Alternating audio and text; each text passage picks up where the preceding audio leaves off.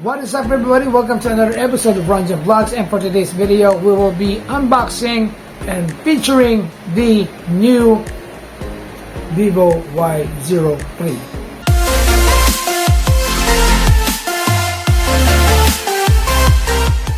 So bago pa tayo mapatuloy, like, share, and subscribe po lamang dito sa Ronjan Vlogs, ang inyong tech guide channel na kung saan nabibigay po tayo ng first-hand information sa mga gadgets, in particular smartphones na naglalabas po sa market ngayon.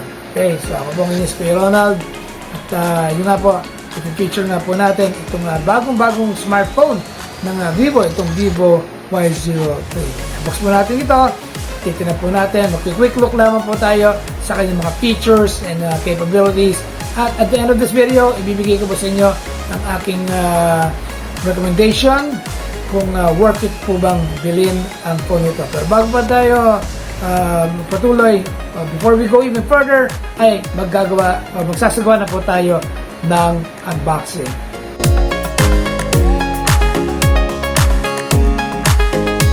Okay, so bago po natin i-unbox ito, gusto ko lang pong ipaalam sa inyo, sa mga hindi pa po nakakalam, syempre na itong Vivo Y03 ay nagkakalaga ng 4,999 pesos sa mga concept store. Pero ito po ay nabili ko ng halagang 3,000. Take note, ito yung 128 gig storage version. Okay, ulitin ko po. Ito po ay nabili ko sa mas murang halaga na 3,799 pesos po lang. Paano po nangyari yun? Siyempre, umorder po tayo sa Shopee. Ginamita po natin Shopee.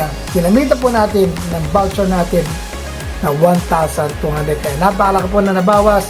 Malaki po ang nating natipid para mabili po itong Vivo Y03. At nagawa nga po siyempre ng review sa video na ito. Okay, so i-unbox na po natin ito. Salamat Shopee ha. Okay, unbox na po natin ito. Tignan po natin ang kanyang laman. Ayan. Okay. Mambat po kagad sa atin ang kanyang SIM ejector. Alright. Parang ang nipis ng kahon eh. Ako, wala yatang ano to. Pero tinan natin. Mukhang wala charger to. Okay, may kanyang SIM ejector. Alamin po natin kung may charger na kasama. Mukhang wala nga. Oo nga, wala nga oh. Ba't ganun? Anyways, ito ang kanyang charging or data cable na ginagamit mo sa paglipan ng pass between the device. Ito na po yung smartphone or to a computer and laptop. Okay, ito ang kanyang warranty card. Alright. Also, ito ang kanyang quick start guide yata to. Oo nga, quick start guide niya. Kanyang manual. Ayan, tinan po natin dito. Ayan. Mukha ngang, ayan nga oh. Hindi po nakasaad dito ang charger. Wala siyang kasamang charger, which is quite a bit of a letdown. Wala rin po siyang kasamang headset or earphone na mapapakinabangan po sana natin, which is pretty standard sa mga mobile phones ngayon. Dito sa nakuha natin unit ay wala rin kasamang earphone or headset. Wala nga rin siyang kasamang charger. I don't know why. Anyways, ito naman, meron naman siya kasamang jelly case, at ito na po yung mismong smartphone. Buksan po natin. Pansin po natin dito sa plastic. Ayan. Yung gem green version, available din po ito sa space black, pero sa atin po, ang ating pong in-order ay itong gem green version. Nakikita natin yung dual camera setup dito sa likod. At meron itong 128 GB of storage and 4 GB of memory, no? At take note, meron din po itong 64 GB version na meron din 4 GB RAM. Tingnan naman natin itong mga ports itong Y03. Ayan. Ano ba meron dito? Alright. Ito yung kanyang 3.5mm jack, which is a good thing. Kailangan po yan para nga naman hindi ka na bumili na masyadong pricey ng mga earphones. At standard na yan. Yan, 3.5mm jack na yan. Then, ito yung kanyang Type-C USB port. Ito po yung kanyang speaker talaga, nandito sa itaas. Ito yung kanyang mga buttons. Ito yung power button at ito yung volume button. Okay. Nasaan ang SIM tray nito? Ito. I would think, ito na malamang ang SIM tray nito. Saan mo ilalagay ang mga SIM card mo? Okay, manipis siya at medyo magaang naman, okay naman. Elegant nga itong likod, ayan o. This is obviously made of plastic yung back shell niya, pero as advertised, it is said to withstand everyday wear and tear dahil meron daw itong anti-scratch properties. At ito rin daw ay dust and splash resistant. Kaya ito nabigyan ng IP54 rating. Looking at its display, hindi po siya syempre AMOLED.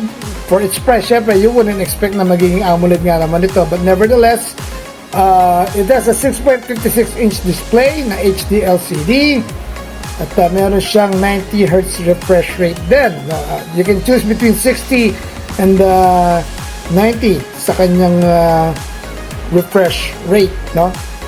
So, yun nga po, okay naman ang scrolling niya, smooth naman, ayan, at vibrant din naman ang screen, which is good, no? Makintab naman siya, okay naman siya kung titingnan mo.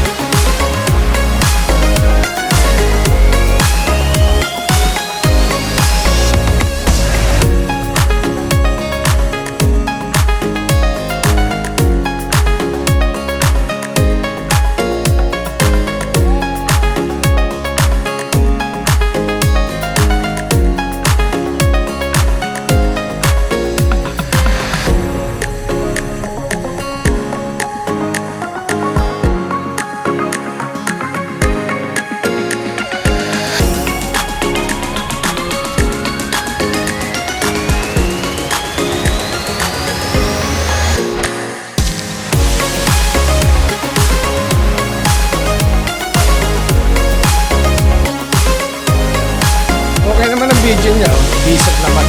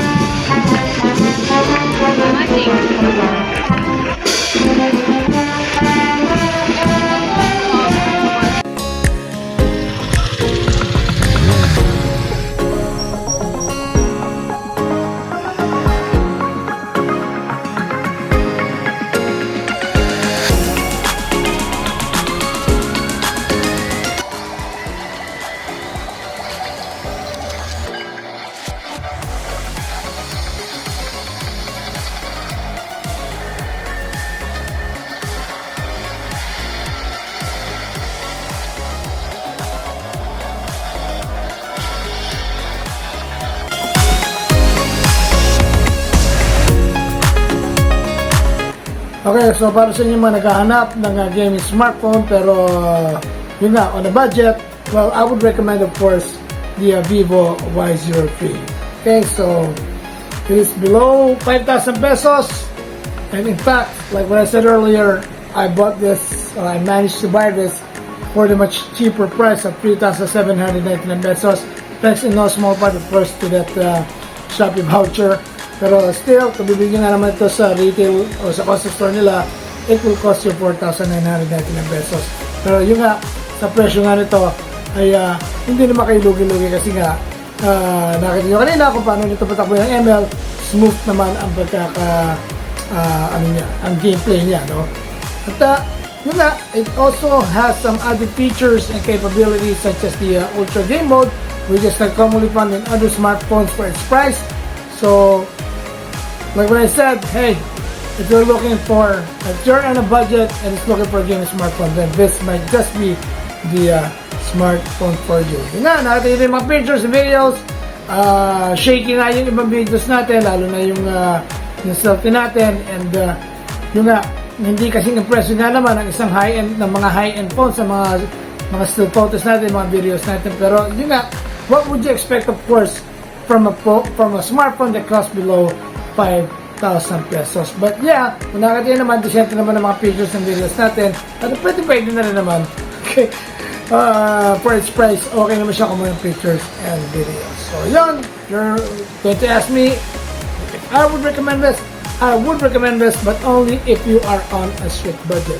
So that's about it for now, and I will see you on my next video and in my next vlog. You'll take care now, and God bless.